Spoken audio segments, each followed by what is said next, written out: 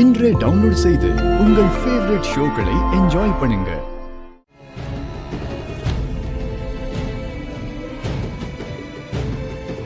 என்ன டாக்டர், அத்தைக்கு எதுவும் ப்ராப்ளமா? இவங்களுக்கு இப்படியே போனா ப்ராப்ளம் ஆயிடும். மனசுக்கு வயசாகலைனாலும் உடம்புக்கு வயசாகுதுல்ல, அத மறந்து இன்னும் உழைச்சிட்டு இருந்தா இந்த மாதிரி தான் ஆகும். This is the right time to take rest. எங்க டாக்டர், எங்க இவங்க சொன்னா கேக்குறாங்களா? எல்லாத்தையும் பிரிச்சு கொடுத்துட்டு அவங்க ரெஸ்ட் எடுக்கலாம், ஆனா அதை பண்ண மாட்டேங்கிறாங்க. இல்லம்மா, நான் இந்த வேலையை பிரிச்சு கொடுக்கறத பத்தி சொன்னேன். உடம்ப பாத்துக்கோங்க. இப்போதைக்கு எந்த மெடிசனும் தேவையில்லை. இன்ஜெக்ஷன் போட்டிருக்கேன், அது மட்டும் போதும். மத்தபடி ரெஸ்ட் தான் உங்களுக்கான மெடிசன். நான் வரேன் மேம். Thank you doctor. நான் வரேன்.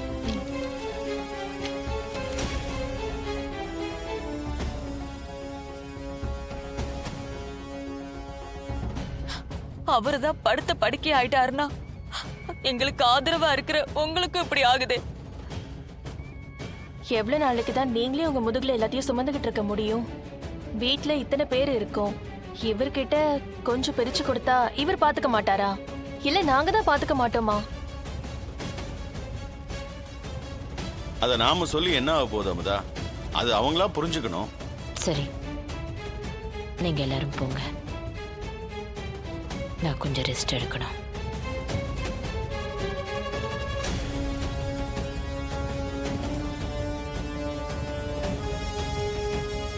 மேம், இன்னைக்கு ப்ரோக்ராம்லாம் என்ன பண்ணலாம் மேம்?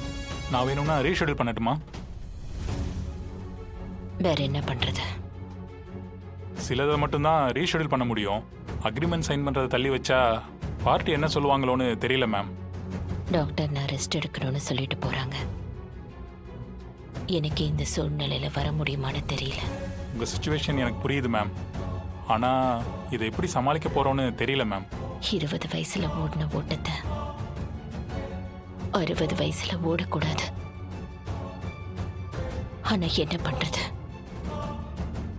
நான் கஷ்டப்பட்டு உருவாக்குன சாம்ராஜ்யத்தை யோசிக்காம யாரு கையிலையும் எடுத்து கொடுத்துட முடியாதுல்ல. சிபி கிட்ட ஒப்படைக்க வேண்டிய நேரம் வந்துருச்சு. நீங்க ரீஷெடியூல் பண்ணிட்டு வாங்க. சரிங்க மேம்.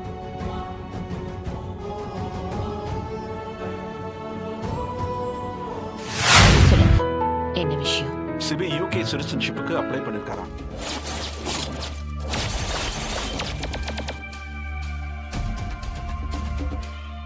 சச்சா, அப்படிலாம் இருக்காது. சிபி என்கிட்ட சொல்லாம எதுவுமே செய்ய மாட்டான். இது கன்ஃபார்ம் நியூஸ் தான் மேடம். அது மட்டும் இல்ல, அவருக்கு இங்க வர ஐடியாவே இல்லையா. அங்கேயே செட்டில் ஆக பிளான் பண்ணிருக்காருன்னு ரிலையபிள் சோர்ஸ் சொல்லி இருக்கு மேடம். மீனா, மீனா, அத்தை சொல்லுங்க அத்தை. சிபி சிட்டிசன்ஷிப்புக்கு அப்ளை பண்ணிருக்கானா? அப்ளை பண்ணிருக்கானா? ஆமா அத்தை. யூகேலயே செட்டில் ஆக போறான்னு சொல்றாங்க. ஆமாங்க அத்தை, அப்படிதான் சொல்றான். நானே உங்ககிட்ட சொல்லலான்னு தான் இருந்தேன். உங்களுக்கே தெரியுமே, நான் சொன்னா அவன் கேட்க மாட்டான்னு. நீங்களே அவன் கிட்ட போ.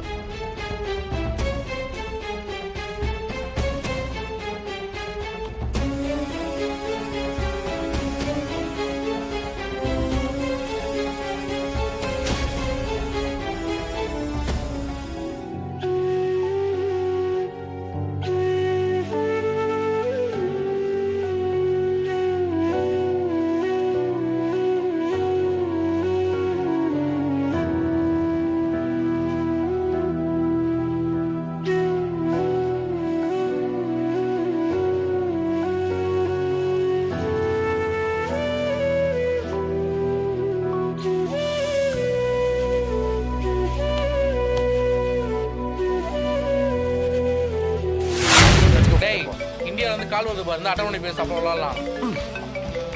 டேய், நிம்மதியா விளையாட வர மாட்டியா? ஃபர்ஸ்ட் அட்டை பண்ணி பேசுடா. இந்த பாரு, ஆமா இந்தியால இருந்தா வருது. ஹலோ சிபி, அது இது உள்ள போடு. யா உங்க பாட்டி தவறிட்டாங்க. என்ன சொன்னீங்க? ஆமா சிபி, உங்க பாட்டி ஜனாமா இறந்துட்டாங்க.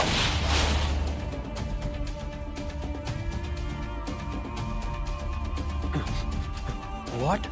She is no more CP.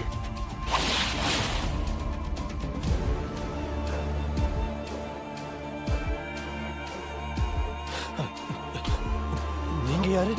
நான் ஜனா இண்டஸ்ட்ரீஸ் ஸ்டாஃப். வீட்டில் உள்ளவங்க யாரும் கால் பண்ணாம நீங்க எதுக்கு கால் பண்றீங்க? வீட்டில் எல்லாரும் பிஸியாக இருக்காங்க. அதான் மீனா மேடம் உங்களுக்கு கால் பண்ணி சொல்ல சொன்னாங்க. உடனே ஃப்ளைட்டு பிடிச்சி சீக்கிரமா வாங்க. ஹலோ என்ன சிபி, ஏன் ஒரு மாதிரி இருக்கு? டேய் என்னாச்சுடா?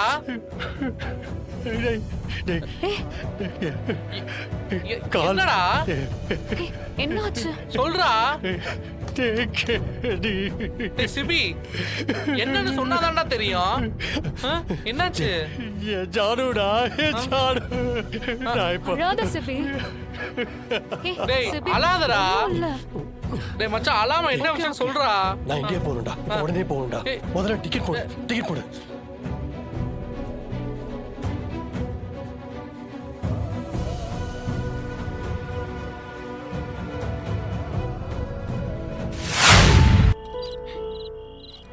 ஏய், இங்கெல்லாம் உட்கார கூடாது. இது ஏன் இடம். வேற எங்கேயாவது போங்க. ஏதோ நான் அங்கதான் வந்து படுப்பேன். அங்க வந்து உட்காரலான்னு பாக்குறீங்களா? ஒண்ணும் இல்ல, நீ வா. போய் அப்படி ஓரமா உட்காருங்க.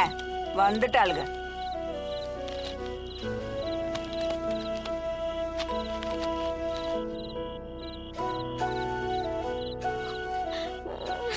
ஒண்ணும் இல்லம்மா. இசை, இங்க பாரு, அம்மா மடியில படுத்துக்க. வா வா, என் மடியில படுத்துக்கோ.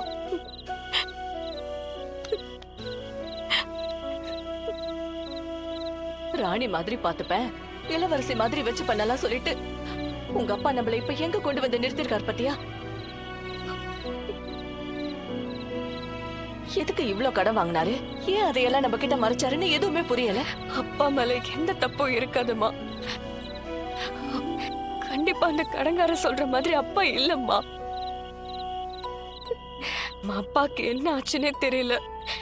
ஏதோ ஒரு சூழ்நிலையால போன இடத்துல இருந்து அப்பாவால திரும்ப முடியலன்னு தெரியல. அப்பாவுக்கு தெரிஞ்சு எதுவும் நடந்திருக்காதுமா. நிச்சயமா இந்த நிலைமைக்கு அப்பா நம்மள விட மாட்டாருமா.